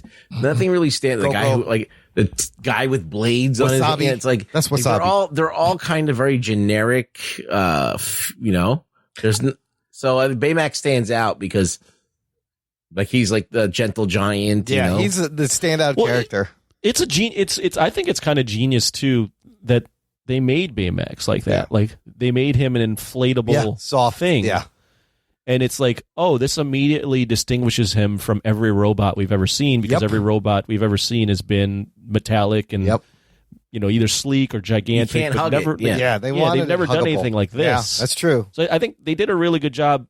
Like I'll disagree. I think they did a really good job at making one character something that's going to stand the test of time. It is a simple, beautiful design too. That shape is clearly you recognize it. Baymax is the standout, obviously. Yeah. Baymax is the thing that really seems to be unique. Yeah. Whereas all the other characters seem to be very formulaic or very like generic. They could use an upgrade. I liked when Wasabi screamed like a girl. That was funny. Which one was Wasabi? The dude with dreads with the blades. Remember when he threw that's the right. container 'Cause on him? He had Wasabi one time I or had something like that. Wasabi one time, and that's his nickname. Yeah, Honey Lemon. Fred comes up with all the nicknames, Yes. even though he doesn't go to that school. Fred. His name is Fred. What was the girl with the wheels name? Honey I never forget. Lemon. No, that's the balls. Oh, Go-Go. Jamie. That was Jamie Chung. Go-Go. Obviously. Go-Go. He's going to go-go. What did you think of the powers? So, like, the one girl has blades. The one girl has these gooey ball weapons. And then the blades are cool, the psionic blades. And there's a guy who's like kind of like a kaiju furry. Oh, and then Fred is a kaiju That's furry. Fred. That's funny. He's going to jump high and breathe fire. Like always in a mascot costume. Yeah. A little representation for the people who like to be in costume all the time. They were clearly, aiming at a lighter audience with those, very colorful. Like if you look at what Big Hero 6 is in the comics, which I did after this, I was like, oh, this looks nothing like what they put in the TV show or on this movie. Oh, really? It's more realistic. No, I mean Baymax is looks like a dragon or something. Oh, really? Wow. They Yeah, you'd have to look at it. completely redesigned the Baymax, which is good. It's a good redesign. Yeah, Baymax is like a green dragon. That's Green weird. dragon Oh, looking that's Baymax? Yeah. Oh my god, he looks like Savage Dragon from Image. That is weird. Yeah. Oh no, it's like, and it's very manga inspired. You know, the original comic. They took some things that was so obscure, and they were like, "We can do something different. We're gonna just do something completely different with this." Yeah, they definitely went a different way, which I think it works for them, and it's a fun movie. And there's clearly Baymax fans. They're making a TV show. Okay, let's rate it. Matthew Lawrence, thank you for this pick. Let's rate it. And Matthew, why'd you pick it? Tell us that in the comments. But yeah, that's a good one. Is this something you grew up with? How old are you? Let us know. Yeah, I don't think he grew up with this. I don't think he's that young. You don't think so? I don't think he's that young. Maybe. I don't know anymore. Is he 11 years old? I don't know anymore, because I guess, yeah, if you were 11 in 2014, that, God, I feel old. Anthony, give it a number. 8.5 out of 10. Oh, shit. All right. That's a good one, Ruggs. The only reason I dock the points is it is very formulaic. It's something we've seen, but they execute everything really well, and they created a character in Baymax that is still popular to this day. Could be a timeless character. Ruggs, what do you think? I feel like it's executed well. It has a lot of plot holes and some really formulaic, generic stuff. I'll take it down a half point from what Anthony has and give it a 7.5. That's a whole point. Oh, is it? You give it 8.5. Oh, 7 point. I'm sorry. Mine's right in the middle. I'm going to give it. I wasn't paying attention. You can't do math. I'm going to give it an 8, despite the derivativeness. I love Baymax, and the heart, the emotion, and the visuals suck you in. And it's a good ride. It's a good ride. Yeah, I like it. Yeah. Yeah, spot it. I mean, there's really it's as Ruggs said before we were going to review this movie. He's like, it's easy, it's good, it's easy, and it is. It's very digestible movie. Yeah, it hits all the right emotions. Like it's solid execution. When it's solidly executed, we can pick at it and stuff. But there's not really like you don't really need to chop it all up because at the end of the day, it accomplishes what it wanted to accomplish. It's not really meant to be.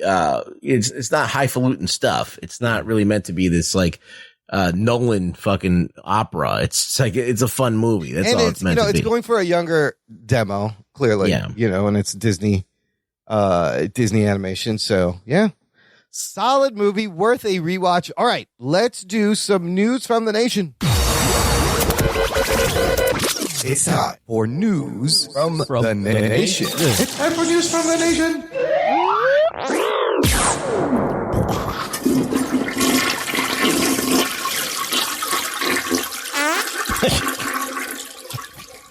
It stinks. It stinks. It stinks. The Oscar fart heard around the world. Somebody should fart during the Oscars. I slapped that porn stash. Slap that shit off. I'm going to start with this comment from Twitter listener Bob Brasky. Bob Brasky! He has a comment from our last episode, Idiocracy episode. He says, great last episode. I do need to say, though, as an educator, most students 5 to 14 are terribly behind on reading benchmarks. The pandemic didn't help. When they can watch a video about stuff, that's what they're going to do. Okay, so he's kind of supporting my stance on Idiocracy, Anthony. I just want to make that clear. Bob, get back in the classroom and teach these kids how to read. I blame you. Is that Bob's fault? He also mentions from that episode, he goes, the rabbit hole you two old fucks went down was almost some Paul Harvey shit. That's like that. Wow, what a shout out to Paul Harvey. That's a good compliment. He's like, hitting your demographic, though. Would love to hear a Jock and Nerd take on some categories like the rewatchables. Ooh. Well, we could come up with our own categories. Sure. Like best holy shit, best oh shit moment. Best geek boner moment. Geek boner. Something like that. Yeah. Thanks for listening, Bob. Okay, we got another great Stuff that Ruggs laughed at in the 80s that he would laugh at now, but really shouldn't be laughing at. Or in a movie. Stuff that you laugh at now that makes you a little bit uncomfortable, laughing at it now that you didn't before. Yeah, that's definitely a category. Justin Swerner throws another group question out there for everyone. Some group thought, some thought-provoking questions. Justin says, you have an unlimited amount of French fries, but you can only choose one condiment. What do you pick? What do you pick? It's like Speed. What a pop quiz, hotshot. I'll give you all the fries in the world, one condiment. While you guys think about it, I got some answers. Paul Bracamonte says, in this situation, we're not getting cute with the condiments, sticking with the fundamentals, Heinz ketchup. Oh, so he's very specific on his ketchup. It's not Hunt's. It's not any off-brand. He's talking Heinz ketchup, okay? Well, Kelsey Carter likes the Germans. He likes it's the best ketchup. Kelsey Carter has picked mumbo sauce. I don't know what that is. All right, it explains it's like a sweet and spicy barbecue sauce native to the DC area. It's amazing. Okay. Detective John Campbell, it's not a tumor, has said spicy ketchup, so it's getting specific there. Lisa Morrison, Canadian, mayo, no question. Oh, shit. All right, that's a pick. They do that up there. Bill Salgado, Wendy's frozen ice cream. I like that one. You ever had fucking French fries dipped in milkshake? Oh, it's fucking great. Wes Cranford, for me, ketchup. John Pilati Jr. had some questions. Okay. Our group admin had some questions.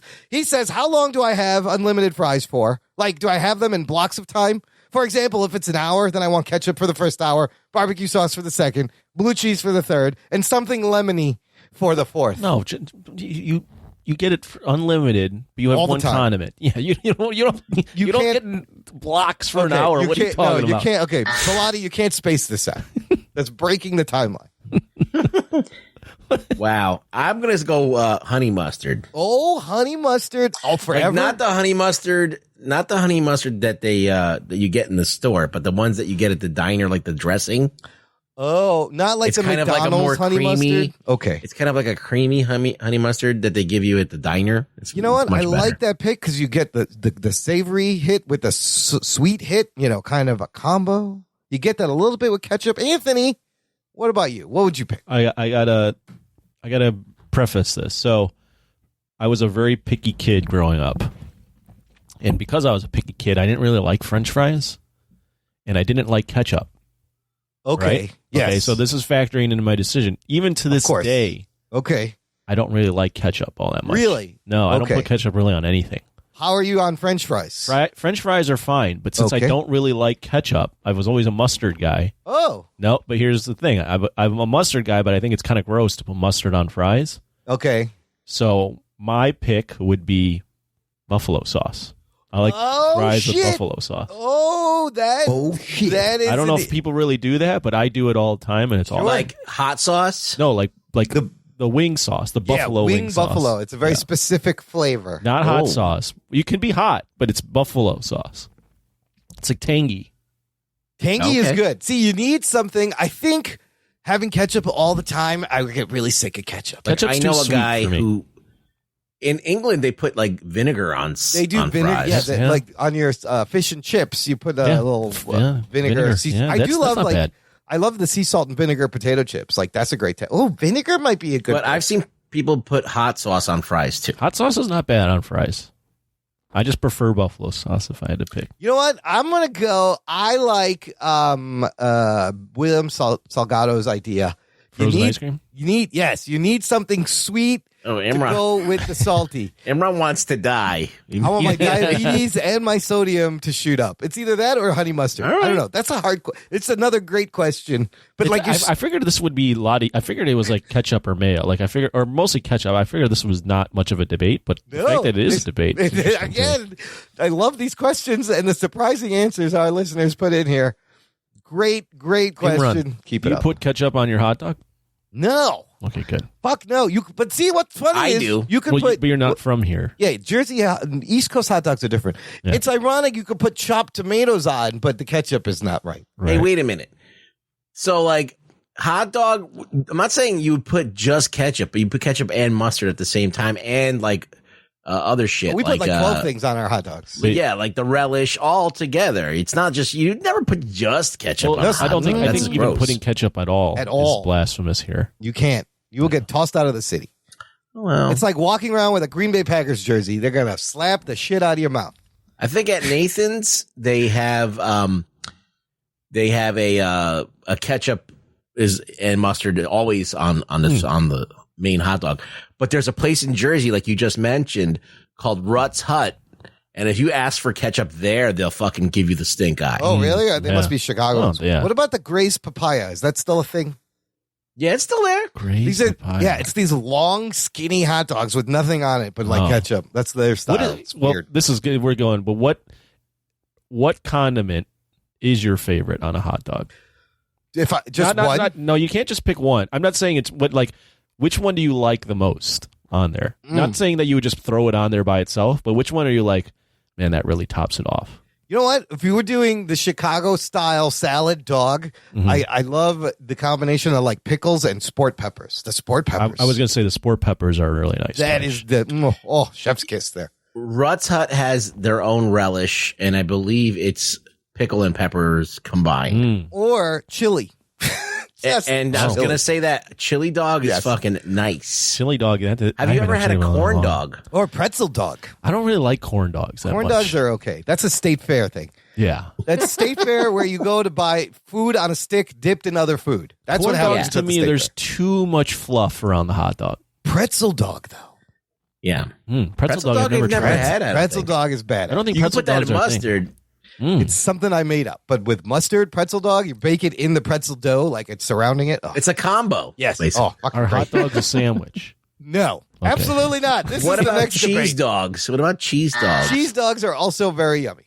Here's my question: why isn't somebody? Wait, one more thing. Yeah. I've seen the hot dogs where they throw the warm cheese and then they throw bacon over it. Oh, okay. That's You got me. good. Now I'm hungry. I need someone to create a bun. we all want to eat entrails of pigs. I think we need and random parts. No, Yeah. Vienna beef kosher Buttholes. all the way. Kosher halal. I don't know. How about a hot dog bun that can hold a double dog, 2 grooves? So you got double cheeseburgers. You put 2 dogs next to each other. That's the bun's true. a little bit wider.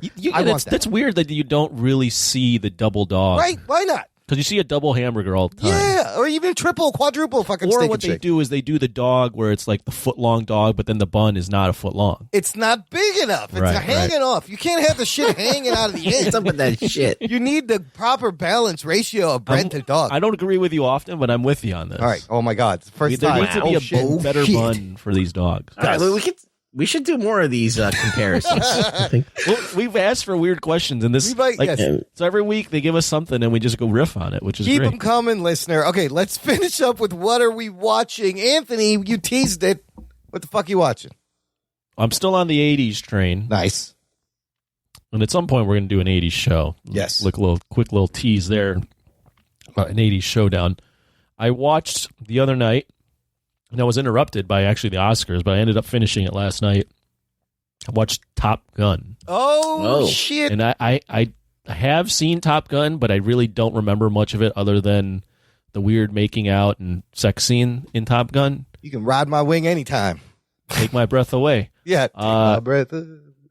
Yeah, so I watched that movie. First off, I would say in the eventual 80s showdown, it does not count.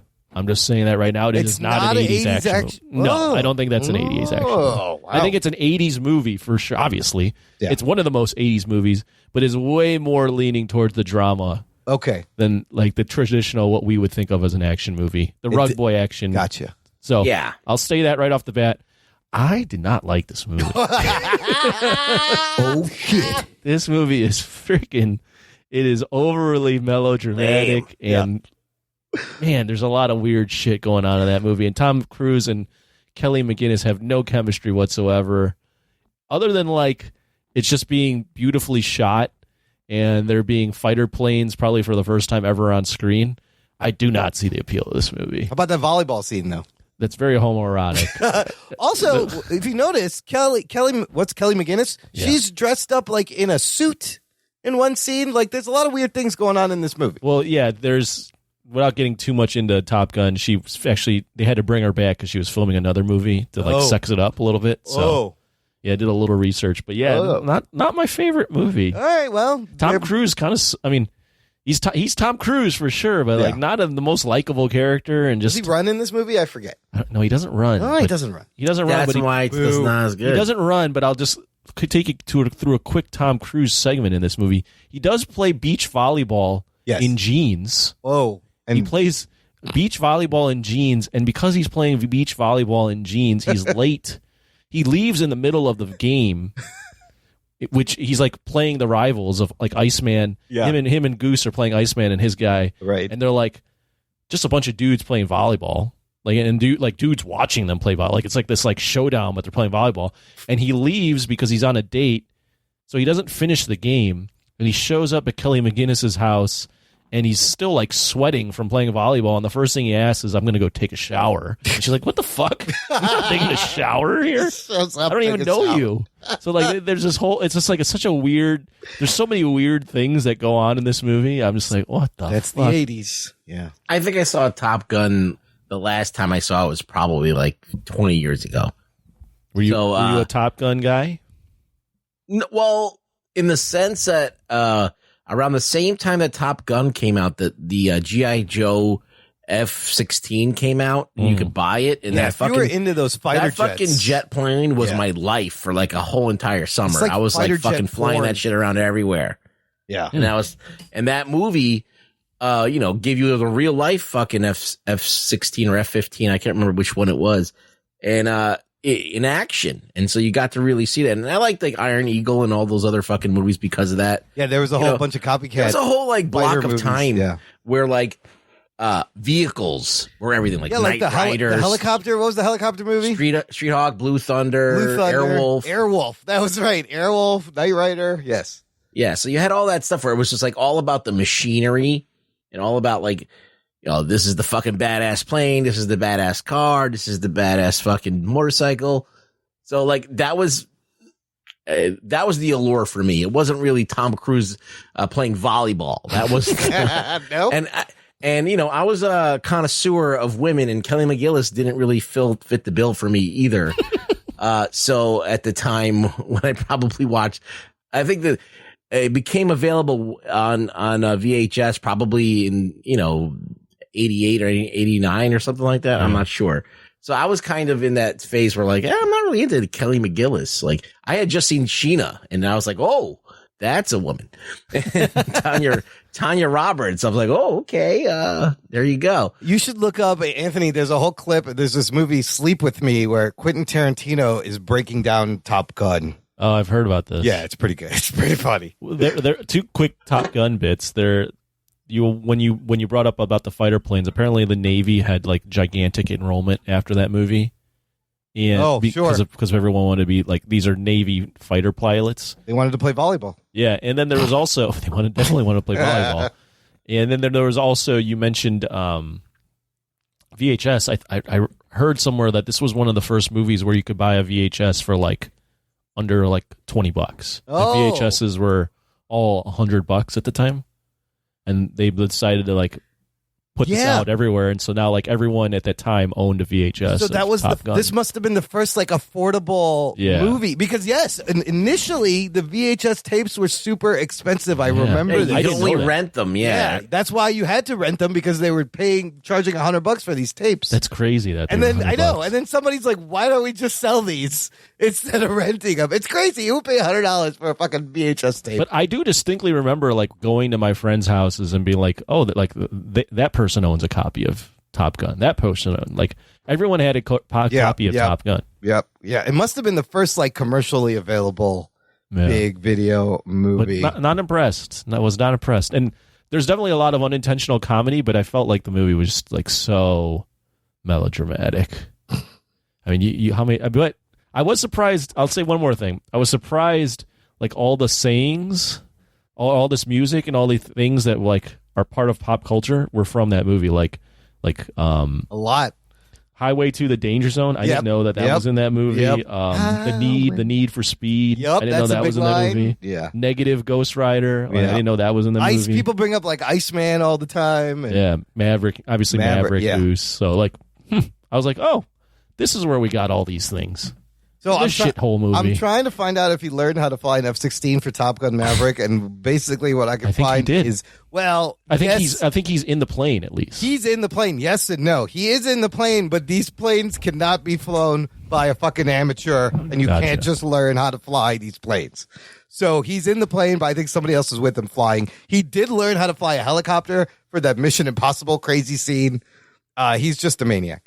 So the one thing about this movie is, you know for sure that all that was on screen, so that is impressive. right, that's all them filming fucking F-16 jets in the air. It's not CGI. Yeah, I mean, I haven't seen it in a while. I can't tell you my thoughts about it, like in the moment of today. I just remember I liked the movie because of it had motorcycles, it had planes, it had, machismo to a degree and everything like that. But yeah, it's not something I was like, hey, I need to watch this again. So that's interesting that you don't consider it an 80s action movie, because it seems to hit some of that criteria we set in the movie in the Showdown episode, It's more of a but not all of them. Yeah, it's more of a drama. Are there boobies? Bromance. No, there's no boobies. There's more. It's not like a. There's not. Is there man necessarily- ass though? There's not really a bad guy. Right. Like there's it's kind no, of a like, fight rivalry scene. movie. Yeah. It ends with a kind of a thrown in fight scene, but Okay. it's not like you need guns and you need like people shooting people up or Is- like beating up people with their Right. hands. Is there any male nudity? There is a lot of people. There's a lot of Tom Butts? Cruise in his whitey tighties and men in locker rooms waiting for showers while being super sweaty and just hanging out. A lot of Oh. shiny men topless, yes. See, Yes. like, yeah, A lot of there's abs and yeah. when you look back at it, there's really not a lot of there's a lot more male Yeah. yeah. It's questionable. Cheesecake. Yeah, that movie's questionable. Ruggs, what have you been watching? The only thing of note that I watched was the premiere episode of the Halo series. I watched this also on Paramount Plus. They're putting out one a week, so only one. And the second one may be out now. What did you think of the premiere? I know it deviates from actual Halo lore. It's not the game at all. No, it's not. Yeah. But I was down for it because it just seemed like an action-packed show that had production value. Yeah. And so I'm not You sticking like with it? It's because like they do use the weapons and Yeah. you see like the costumes are faithful and what's happening. It's really just at the end of the day, Halo's about stopping an alien invasion, and that's what they're doing. The thing about it is the only thing that disappointed me was Pablo Pornstache. Pablo, what's his name? Pablo Schreiber? Yeah, I'm like, he's Master Chief. After all of these years, he's had his helmet on, and when he takes it off, it's that guy? And so he takes off his helmet at the end of the first episode. He does. I did appreciate the opening, like, battle scene was kind of dope. Like, they opened it with a lot of action. You see the Covenant right away. There's a lot of death. And then they set up this conflict right away. They get into it. He's already on the outs with everybody, and he's questioning his whole motivation, this killing machine. It did have a very CBS feel to it, though, right? Did it feel CBS-y to you? There's something in the lighting and the way they shoot these things. It wasn't inspired as far as the light design and art direction is, in that way. It does feel very like sterile. Yeah. But I think it's by design, maybe. It's meant to be that way, but We haven't met Cortana yet, and it's a big, Cortana's looks sketchy from the trailer. It looks better in the game, actually. which Are is you fucking going to weird. watch? Are you going to continue watching? Absolutely. Okay. I'm gonna watch I think I'm going to stick with it. because it's got action. Yeah. I don't like the guy playing Master Chief. That's the thing that's really soured it for me. Master Chief is never takes his helmet off. Should they have gotten Pedro Pascal instead? No, I just feel like it's disappointing when it's just like this actor from Orange is the New Black, and I'd rather you know what I mean? It's just like, Well, somebody else posted on our Facebook group the story that Marvel may have been talking to Pablo Schreiber for the role of Wolverine. oh, please, shit. no. I mean, I can kind of see it. I can kind of see them picking him too. he just doesn't do anything. He's for me. I mean, yeah, Orange is the New Black. He was in American Gods. What else? He was in Skyscraper. I don't know. He's just kind of there. He just seems He's so just kinda, vanilla. Yeah, Like, he's a little generic. He's just kind of there. All right, I'll check out Halo 2. And then I'll just finish with, I watched one of the Best Picture Oscar movies, and it was West Side Story on Apple And how was it, TV Imran? Plus. You know what? Spielberg is the GOAT for a reason. I will say it's interesting that he doesn't set this in a modern era. It's a period piece taking place in the late 50s in Manhattan, and like the sets, the costumes, the cars, the fucking lighting in this movie is kind of masterful. All the amazing lighting and some of the shots, and he knows to hold on a dance scene, and you get to enjoy the dancers. It was good. The story, though, helps a lot. Like, it's a solid story that holds up. It deals with gentrification and racism and gender issues. And he took out the dance fighting. There's like actual fighting. And even though you know who kills who, and then he kills him and he kills him, it was still kind of like shocking when it happened. I'm glad Adriana DeBose won the Oscar because she did a great job. I love West Side Story, and I thoroughly enjoyed this version of it. And then Spielberg has said he's not going to do any more musicals, but he did a Spielberg job on the musical. Wasn't bad. It's very good. I need to watch. It's on Disney. It is long, but the musical is long. It's like 2.5 hours, and it's on Disney Plus. Does it have the same Michael Jackson moves that he stole from West Side Story? It doesn't, but there's a brief moment where they allude to that. Like the first time Riff and Bernardo kind of meet in the Rumble, they grab each other's forearms, right? They grab each other's forearms, and then the cops show up and they break it up. And I was like, oh, they're doing the thing from the movie and maybe from if you don't know, the original West Side Story came out in the 50s or something? Yeah, the 60s, I think. Yeah, Michael Jackson copped about 60% of his moves from that. Yeah, 1961. But the story and the music still holds up. And so what's interesting, the time he said it in a place in Manhattan where it's slums, right? And so the poor Puerto Rican families, poor white families, I think they're Irish, live in the same. I thought they were Polish. Or maybe they're Polish. I forget. They all live in the same area because the city is about to evict everyone and demolish the buildings to build the Lincoln Center for the Performing Arts, where that building is now. So the backdrop of this movie is this, it's like a battlefield. It's like half erected buildings and rubble and lots of bricks and things. And it's amazing like how he put this together. The cars alone, there's so many extras and cars that are period accurate. I'm like, where did you fucking find all these cars? And I gotta watch it. So, I love West Side Story. It is just solid Spielberg effort. Like the man he can do anything. He literally can do anything. Do you like Ansel Gort or whatever the fuck his name is? Who did he play? I don't know. He's the main guy. As Tony? Oh, yeah. He played Tony. Yeah, he was all right. Yeah, and by the end of it, I thought Riff was a little weird in the beginning, but by the end of it, you get to like them. Okay. Yeah. Did you watch anything else? I watched the first episode of DMZ on HBO Max. So there's only one available? I think, no, there's 4. There's only 4 episodes. I think they're all out. And it's all right. If Imran didn't like it, that means it's completely boring. It's a lot like other things, and the first episode gets you into it, but like they didn't explain a lot, and I wanted it more. Maybe it comes in the... Oh, I did watch something. What?